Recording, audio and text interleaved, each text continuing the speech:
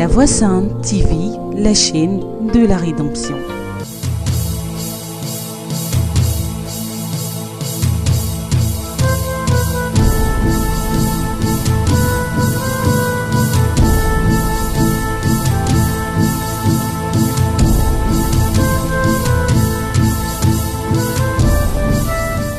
Une parole à mystère. Aujourd'hui, nous allons commencer avec le livre de 1 Jean 5. 1 Jean 5, du verset 6 au verset 9, je vais lire. C'est lui, Jésus, qui est venu avec de l'eau, du sang. Non avec l'eau seulement, mais avec l'eau et avec le sang.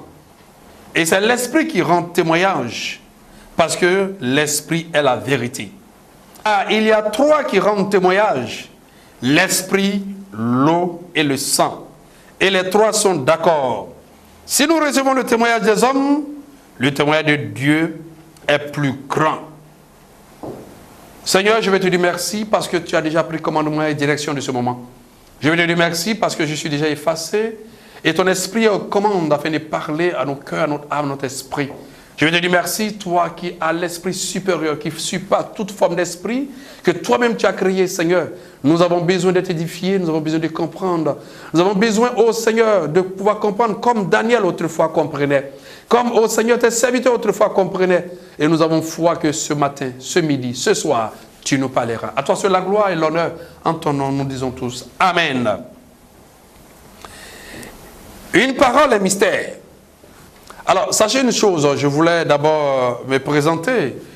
Je suis le prophète Ablegui, pasteur mondial de la mission évangélique La Voix Sainte et président de l'ordre de l'Église de Côte d'Ivoire.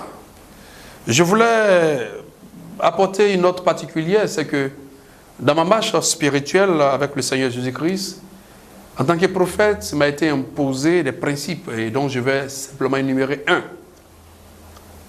Interdiction formelle m'a été faite de prêcher ce que je n'ai jamais expérimenté, ni ce qui m'a point été révélé.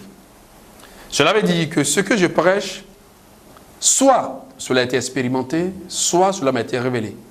Ou ça peut être une occasion merveilleuse, après avoir eu la révélation et que je l'ai expérimenté. Alors, ce passage, je suis très heureux lorsque je prends ce passage parce que non seulement cela m'a été donné par révélation, mais je l'ai expérimenté. Voilà pourquoi trois choses rendent témoignage. On dit, il y en a trois qui rendent témoignage. L'esprit, l'eau et le sang. Et ce qui est plus intéressant, et les trois sont d'accord. Je voulais parler de ce mystère parce que si nous avons compris ce mystère, nous serons affranchis. Vous savez, lorsque nous sommes chrétiens ou serviteurs de Dieu, nous avons l'habitude de croire que notre légitimité part de ce que les hommes témoignent de nous, ou de ce que les hommes nous rendent gloire. Ou lorsque nous sommes un pasteur principal, moi je suis pasteur principal, il y a plusieurs pasteurs autour de moi, et lorsque des serviteurs de Dieu viennent m'élever, m'encenser, nous avons l'impression que c'est ce qu'il faut pour démontrer que nous sommes des grands serviteurs de Dieu. C'est vrai. C'est vrai que le contraire serait mauvais. Si nous ne sommes pas bien, c'est normal que ceux aussi qui ont le Saint-Esprit diront que nous ne sommes pas bien et que nous marchons contrairement à la parole de Dieu, contrairement au Saint-Esprit. Mais je vais dire quelque chose de précis. Tout homme de Dieu, tout chrétien, quel qu'il soit, doit rechercher le témoignage de ces trois. Le témoignage du sang, le témoignage de l'eau et le témoignage de l'esprit. Si nous n'avons pas ces trois témoignages, alors que nous menons nos ministères, nous marchons ici-bas, nous avons toutes les fausses chances d'être surpris. L'eau, l'esprit et le sang sont d'accord. Nous allons commencer par le sang. On dit que le Seigneur Jésus-Christ n'est pas venu seulement avec le sang, mais avec l'eau et l'esprit. Mais ça veut dire que le Seigneur Jésus-Christ est venu avec le sang. Mais il est venu comment? On dit Dieu a tant aimé le monde qu'il a donné son Fils unique. Qui a monté sinon celui qui est descendu? Alors donc Christ est descendu et en descendant, qu'est-ce qu'il a dit? Seigneur, tu n'as ni voulu des holocaustes, ni des sacrifices, mais tu m'as donné un corps. J'ai dit, je viens. Le Seigneur est venu de manière verticale dans ce monde. Mais on dit il est venu pour nous sauver. Il est venu pour nous affranchir. Il est venu pour nous délivrer. Il est venu pour nous accorder le salut. Il est venu pour nous parler de l'éternité et déployer son programme de rédemption. Mais on dit qu'il n'est pas venu seulement comme ça. Il est venu avec le sang. Mais sachez que le sang, c'est quoi? Le sang a deux grandes dimensions. Mais plusieurs, mais je prends que deux. Une dimension physique terrestre que nous pouvons comprendre, c'est ce liquide rouge qui circule dans nos veines. C'est ça, le sang. Et ce sang qui normalement, lorsque il sort de notre corps à un certain degré, cela donne la mort. Mais ça, c'est le sang. Interdiction formelle a été donnée de ne point boire ce sang. Mais le sang a une dimension spirituelle. C'est que toute âme se trouve dans notre sang. Et donc, notre sang est porteur de l'âme. C'est pour cela les mystiques, les occultes, les sorciers aiment pour pouvoir manger ton âme ou bien ingurgiter ton âme. On dit, ils ont bu ton sang. Mais ce n'est pas ça qui m'intéresse aujourd'hui. On dit, il est venu et le sang rend témoignage. Mais le sang rend témoignage de quoi? Il rend témoignage de la vie de ton âme. Le sang de Jésus-Christ rend témoignage de la vie de ton âme. D'abord, c'est ce sang qui a été mis sur le linteau afin de permettre au peuple ancien, le peuple en Égypte, de sortir de l'Égypte et de rentrer dans le désert. C'est par l'alliance du sang que nous sortons du monde et que nous rentrons dans le royaume de Dieu. C'est le sang qui nous permet, qui est la préfiguration de l'insigne du salut. Lorsque quelqu'un est dans le monde et que nous parlons de Jésus-Christ, nous invoquons le sang afin de pardonner ses péchés et ses anciens péchés, jusqu'au jour où il accepte le Seigneur. Et donc le sang est le pont qui nous permet de sortir du monde et de rentrer dans le royaume de Dieu. Et donc le sang est un sang de témoignage. Depuis le jour où nous avons mis pied dans le royaume, le sang a commencé à compter les actes de notre âme. Et soyez rassurés, si vous comprenez cette profondeur de ce sang, vous n'allez plus jamais vous cacher pour pécher. Sachez une chose, toute vie de péché, tout péché que chaque chrétien que nous sommes, que nous ramassons, que j'ai dû ramasser parce que ce n'est pas notre vie que nous devons avoir d'avoir des péchés. Oui, chaque fois que tu poses un acte qui engendre du péché, c'est comptabilisé par le sang. Parce que c'est le sang qui va essuyer ton péché. C'est le sang qui sera invoqué pour essuyer ton péché. Mais sache qu'à un certain niveau de vie spirituelle, le sang est le garant. Oui, c'est celui qui dit au Seigneur si exactement tu t'es défait d'un péché. Si tu as l'habitude de vivre dans les maquis, que nul ne te voit, même ton pasteur ne te voit pas, mon frère, même si tu viens me trouver le jour du dimanche, ou dans mon salon, ou même à l'église, qui te dit, bon serviteur, merveilleux serviteur, parce que tu as fait ton offrande, parce que tu as fait ta dîme, parce que tu as donné un acte de libéralité, oui, moi je peux te le dire, le témoignage des hommes, oui, il est possible, mais on dit le témoignage de Dieu est plus grand. Il ne sera jamais pris en compte. C'est le témoignage du sang qui est pris en compte. Le sang qui est sur le propitiatoire dira, il a une vie de maquis qui n'a pas été encore essuyée. Il a une vie du monde quand bien même qu'il a quitté le monde. Mon frère, tu peux te blaguer, ma soeur, tu peux te blaguer, mais le sang, tu ne pourras jamais blaguer le sang. Le Seigneur sait pourquoi il est venu, il a balisé toutes choses. Vous n'avez pas compris ce que le Seigneur a fait? Le Seigneur crée son royaume, il crée des anges et il dit aux anges, interdiction formelle, vous êtes faits de pouvoir avoir accès au réservoir des abîmes. Ça veut dire qu'il a créé son royaume avec des garde-fous. Le jour que Adam, et Satan surtout, et ces un tiers des anges n'ont pas respecté cette présence de lumière et qui se sont aventurés dans ces réservoirs, ils sont tous sortis avec une configuration mi-lumière, mi-ténèbres. As, fils de l'aurore. Frère, lorsque le Seigneur a créé le jardin d'Éden, il a mis l'arbre de vie au milieu du jardin. Mais il y avait aussi l'arbre d'interdiction au milieu du jardin. Le Seigneur fonctionne toujours afin de pouvoir témoigner de tes actes. Mais l'arbre de vie était là. Il contrôlait tout. Frère, sache une chose, le sang rend témoignage de tes actes. Tu peux te cacher de moi. Tu peux te cacher du serviteur de Dieu. Tu peux te cacher du prophète, du pasteur, de l'évangéliste. Tu peux te cacher du docteur. Tu peux te cacher de tout homme, même de ta soeur, des autres frères. Mais tu ne te cacheras pas du sang de Jésus-Christ. C'est parce que ce sang qui a été invoqué pour que tu entres dans sa maison. C'est ce sang qui a accordé le salut, le pardon qui t'a été accordé, qui a essuyé tous tes péchés et qui a essuyé tous tes actes que tu as posés depuis que tu es né jusqu'au jour où tu as connu le Seigneur Jésus-Christ. Ce sang, il est là. Mais comment tu pardonneras ces péchés? Tu passeras ton temps à les cacher. Et tu penses qu'en les cachant, tu t'approches ainsi du royaume? Pourquoi veux-tu qu'on t'élève, on te salue, on te glorifie, alors que le sang a un témoignage difficile sur toi? Crois-tu réellement que tu as la foi en Jésus-Christ? Avoir la foi est très vague. Mais tu as foi en quel Jésus-Christ? Sous quel angle Jésus-Christ se révèle à toi? Chacun a foi en Jésus-Christ selon l'angle de révélation. Parce qu'il y a des gens qui connaissent Jésus-Christ en tant qu'un Dieu de sévérité. Il y a des gens qui connaissent Jésus-Christ en tant qu'un agneau. D'autres qui connaissent Jésus-Christ en tant que juge. D'autres qui connaissent Jésus-Christ en tant qu'aigle. Tout dépendra. Mais il y a certains qui connaissent Jésus-Christ en tant que bébé. Mais c'est le même Jésus. Mais si tu continues à le considérer comme un bébé, quelle est ta foi? Frère, sous quel angle tu connais Jésus-Christ? Tu le connais comme un Dieu qui ne connaît rien, qui ne sait rien? Un Dieu d'amour qui pardonne les péchés et qui ne se soucie pas des péchés? Non. Son sang rend témoignage de ta vie. Ce sang rend témoignage de la vie de tout le monde.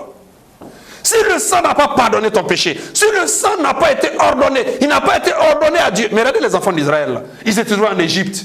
Mais qui avait à l'idée, ou l'invention, ou l'imagination, ou la révélation de savoir qu'il fallait utiliser le sang pour pardonner les péchés? Personne n'avait cette révélation. Et quel est le mystère du sang qui pardonne le péché? Comment ça se passe? C'est comme une gomme qui efface un péché? On ne sait même pas ce mystère. Mais nous avons foi que par le sang, nos péchés sont pardonnés. Le sang de Jésus-Christ absout les péchés. Nous avons cette foi. Mais en même temps, on dit que ce sang rend témoignage. Frère, si tu sais que le sang rend témoignage, et que tu sais que tu ne peux pas vivre en dehors du sang de Jésus-Christ, alors quelle est cette situation de pouvoir te cacher dans les maquis? Caché derrière les filles, caché avec des bouteilles d'alcool dans ta maison, caché avec des filles, une vie de prostitution menée, caché. Pourquoi? Celui qui a foi ne comprend jamais la véritable notion de se cacher. Ça n'existe pas dans son langage, ni dans sa conception, ni dans sa pensée. Regardez Adam, quand l'Esprit de Dieu s'est mouvé dans le jardin d'Éden, on dit, Adam a commencé à se cacher. L'Éternel dit, où tu es? Il dit, j'ai eu peur, je me suis caché, j'ai honte. Quand tu es chrétien, tu ne te caches jamais. Tu ne sais pas ce que veut dire se cacher. Parce que Dieu te voit. Si vraiment nous avons foi, la foi prend la place de cette notion de se cacher. On ne se cache jamais. Alors donc sache que chaque fois que tu vis une vie mondaine, le sang est automatiquement l'enregistreur de tous tes actes. Et se rend en témoignage. Mais si le sang doit rendre témoignage contre toi, le sang rend témoignage de la vie de ton âme. Et le Seigneur dit quoi? On dit le sang, l'eau et l'esprit sont d'accord. Tu ne peux pas corrompre le sang de Jésus-Christ.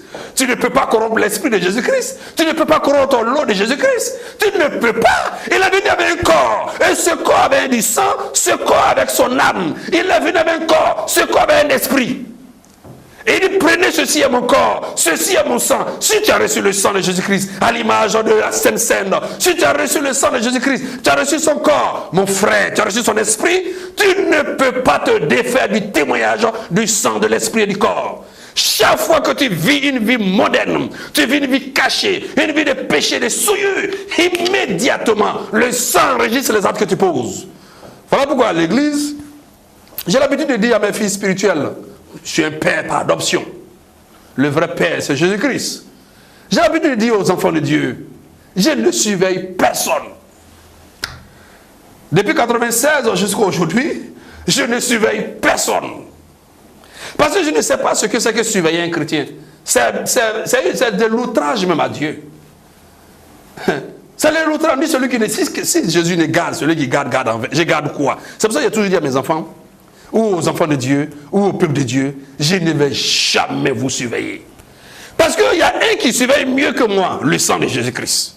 Il sait tous les actes que vous posez, et je préfère que vous vous référez à Dieu. L'eau rend témoignage. Sachez que quand vous êtes à la porte du salut, et que vous marchez dans une dynamique de progression spirituelle, il y a beaucoup de parcours. Cette émission nous permettra de voir beaucoup de mystères. Alors, après le sang, alors si le sang a des situations contre vous, enregistrez vos péchés cachés que même le pasteur ne connaît pas, la servante de Dieu ne connaît pas. Si le sang enregistre ces choses, mon frère, tu peux danser à l'église, planer, faire toutes sortes de gymnases. Tu peux même venir déposer des offrandes avec des tambours, même en silence. Mais il y a une offrande. Le sang ne va jamais effacer tes péchés par ta fait offrande. Sois rassuré. Après le sang, comme le temps est avancé, il y a l'eau. Jésus-Christ est venu avec l'eau. L'eau de consécration. Frère, nous avons l'habitude de dire, nous avons été baptisés, qui est le signe de notre consécration à Jésus-Christ. Nous avons été... Regardez ce que le Seigneur dit. En vérité, si tu n'es d'eau, tu n'es d'eau, après, et d'esprit, tu ne peux voir dans le royaume de Dieu. Si tu n'es d'eau, naître d'eau, frère, ta consécration, tu ne te consacres pas par rapport à Dieu. Et pas un homme surtout, mais tu te consacres par rapport à Dieu. Un serviteur de Dieu se consacre par rapport à Dieu. Mais qu'est-ce qui est consacré? C'est ton corps que tu consacres à Dieu. C'est ta vie que tu consacres à Dieu. Ton ministère que tu consacres à Dieu. Ce que tu es, ce que tu as, que tu consacres à Dieu. Vous savez, quand le sang a fini de faire son témoignage, il y a l'eau aussi qui fait son témoignage. En quoi est-ce que tu es entier pour Christ? En quoi est-ce que tu vis pour Christ? Est-ce que tu ne vis pas pour toi? Est-ce que tu n'as pas un intérêt particulier pour toi dans ta marche chrétienne? Est-ce que tu n'attends pas tout juste d'avoir un miracle, d'avoir de l'argent et puis tu prends ta route? Est-ce que tu n'attends pas d'avoir une femme, te marier et puis paf, tu quittes l'église? Est-ce que tu n'attends pas d'avoir un titre élevé afin de pouvoir dire l'église, va écouter, et tu imposes ton dictat?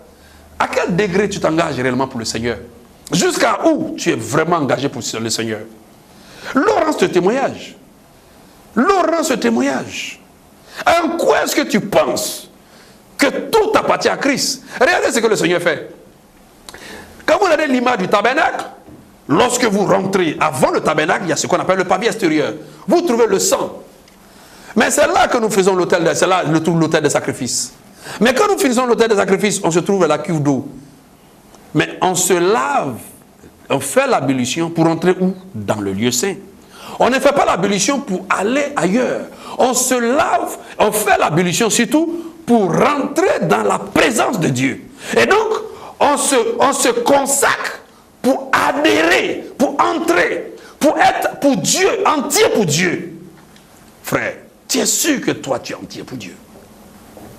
Tu es sûr que ton travail que tu as, c'est pour glorifier le royaume de Dieu? Tu es sûr que tes richesses, c'est pour glorifier le royaume de Dieu? Tu es sûr que ta présence à l'église, c'est pour glorifier le nom de Dieu? Quel est ton degré d'engagement pour Dieu? Ton degré de consécration, qu'est-ce que tu as consacré à Dieu? Il ne faudrait pas être comme ce peuple qui consacre que ses prières à Dieu. Seigneur, fais ceci pour moi. Seigneur, fais ceci pour moi. Seigneur, fais ceci pour moi. Seigneur, fais ceci pour moi. Seigneur, fais ceci pour moi. Mais jamais, oui, être prêt pour faire pour Dieu. Le Seigneur n'est pas seulement l'agneau. Il n'est pas seulement l'agneau. Mais il est roi. Il est Dieu. Quel est ton degré d'engagement? Ton degré de consécration? À quel niveau? Comment tu définis ta consécration? C'est toi se consacrer à Dieu, c'est quoi? C'est seulement dire que nous allons à l'église? C'est seulement dire tous les dimanches je suis à l'église? Non, frère, l'eau rend ce témoignage. L'eau sait que ton cœur n'est pas entier. L'eau sait que ton cœur n'est pas entier. C'est pour cela que je vais vous dire une chose. Frère, si tu laisses le Seigneur rendre témoignage de toi par son sang et par l'eau, tu es un homme libre. Voilà pourquoi le Seigneur dit, celui que j'affranchis, il est réellement libre. Comment le Seigneur t'a affranchi? En te disant la vérité. Il t'a affranchi sur la vérité du royaume. Si tu sais que le sang rend témoignage, tu es libre. Tu sauras que tu n'as pas besoin de voir un pasteur, ni ta soeur, pour chercher à te camoufler. Tu éviteras même de tomber. Et même quand tu as des problèmes, tu imploreras la grâce de Dieu de t'aider. Parce que le sang veut te purifier. Même le sang qui veut te purifier, ce sang, il te purifie que ce qui n'est pas encore purifié. L'eau veut que tu sois consacré. Mais tout ce qui n'est pas une consécration à Dieu, l'eau veut t'interpeller. Mais tu ne peux ni dialoguer avec le sang, ni dialoguer avec l'eau. Voilà où c'est tout le piège. Tu ne peux pas causer le sang, tu ne peux pas causer l'eau. Tu ne dirais pas le sang, pardonne tel péché. L'eau, pardon, sache que ça c'est pour Dieu, je le fais. Non. Et comme tu ne peux pas, on dit qui rend témoignage? Oui, l'Esprit rend si témoignage. Vous savez, l'Esprit rend témoignage. Et je vais prendre la dimension où il rend témoignage. C'est vrai qu'on reçoit l'Esprit comme un équipement. On reçoit le Saint-Esprit comme une puissance. On reçoit l'Esprit comme un don. On reçoit l'Esprit, oui, dans toute une grande dimension, pour faire l'œuvre. Mais je ne vais pas vous parler de l'Esprit pour faire l'œuvre. Je ne vais pas vous parler de l'Esprit pour manifester la puissance. Je ne vais pas vous parler de l'Esprit pour délivrer. Je ne vais pas vous parler de l'Esprit pour accorder ou bien pour opérer des prodiges. Mais je vais vous parler de l'Esprit qui vous transforme. C'est pour ça que dans la parole de Dieu, il est écrit, si par l'Esprit vous faites mourir les actions de la chair, vous vivrez. C'est de ça que je vais vous parler. L'Esprit qui rend témoignage, c'est cet Esprit qui est venu pour te permettre d'être une nouvelle créature. C'est cet Esprit qui te permettra d'être un dépôt de Christ. Dieu peut venir siéger en toi. Dieu peut venir demeurer en toi. Mais cet Esprit rend témoignage. Est-ce que réellement, tu as besoin de l'Esprit pour changer ta vie? Est-ce que réellement, tu as besoin de l'Esprit pour transformer ton être? Est-ce que tu as besoin de l'Esprit pour briser ton comportement?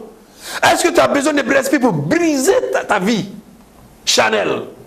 Est-ce que tu as besoin de l'Esprit pour te raffiner spirituellement? Tous nous avons besoin de l'Esprit pour faire pour les autres. Nous sommes tous heureux quand le Saint-Esprit est sur nous pour annoncer une prophétie, pour annoncer un miracle, pour délivrer les gens, pour opérer des mystères. Tout ça, nous en avons besoin. Mais est-ce que nous avons besoin de l'Esprit pour révéler la nature de notre vie? Est-ce que nous avons besoin de l'Esprit pour que nous puissions nous défaire de cette vie, oui, de péché caché? Est-ce que nous avons besoin de l'Esprit pour être un modèle? Est-ce que nous avons besoin de cet esprit? Le Seigneur dit, l'Esprit rend témoignage. Nous n'allons pas nous trouver devant le Seigneur pour nous dire, Seigneur, voici ce que j'ai fait. Mais le Seigneur demanderait, qu'est-ce que tu as été? Est-ce que tu as retrouvé le modèle que j'ai voulu que tu sois? Voilà pourquoi cette parole nous interpelle. C'est un mystère caché. Et en 26 minutes, j'ai fait qu'un résumé. L'eau, le sang et l'Esprit rendent témoignage. Et les trois sont d'accord. Ça veut dire quoi? Si le sang a des péchés contre toi, qui n'ont jamais été pardonnés, le sang rend témoignage. Telle soeur, tel frère, tel pasteur, tel homme de Dieu, tel servant de Dieu. Voici tel péché qu'ils commettent. Ça n'a pas encore été pardonné. Pourquoi? Parce qu'ils n'ont pas encore avoué, ils n'ont pas encore confessé. Ils n'ont pas avoué, ils n'ont pas confessé. Ça veut dire qu'ils vivent de cela. C'est fini. Et l'eau est d'accord. La vie qui mène, qui conduit à ces péchés, démontre qu'ils ne sont pas entiers, ils ne sont pas totalement consacrés à Dieu. Entiers pour Dieu. L'esprit est clair. L'esprit est clair. Et l'esprit est d'accord avec ce témoignage. Voilà pourquoi il dit quelque part, je termine pour dire, si nous recevons le témoignage des hommes, le témoignage de Dieu est plus grand. Ça veut dire, si Dieu, au travers du sang, l'eau et l'esprit, donne un témoignage contraire à ce que les hommes disent de nous, c'est ce que Dieu a dit, c'est ce que le sang a dit, c'est ce que l'eau a dit, c'est ce que l'esprit a dit, c'est ce qui sera retenu. Voilà pourquoi, mon frère et ma soeur, dès cet instant, dis-toi que ce cachet n'a aucun sens. Commence à te mettre en position pour aller contre les faux témoignages qu'on peut créer par des comportements pour tromper la vigilance. Non, on se trompe soi-même. Ne nous trompons pas. Dieu nous a tellement aimés que le sang est là pour pardonner tes péchés. Dès cet instant, commence à pardonner, à demander pardon pour tes péchés. Commence à dire au Seigneur que tu veux le témoignage du sang. Tu veux que ce soit le témoignage du propitiatoire. Dis-moi le propitiatoire. On dit le sang est sur le propitiatoire. Tu as besoin de ce témoignage. Passe l'étape du témoignage de ton pasteur. Passe l'étape du témoignage de ta servante de Dieu. Passe l'étape du témoignage de tes frères et de tes sœurs. Passe l'étape du témoignage de l'église et du peuple de Dieu. Va au témoignage du sang, à l'eau et à l'esprit Que le Seigneur te bénisse. Je vous remercie.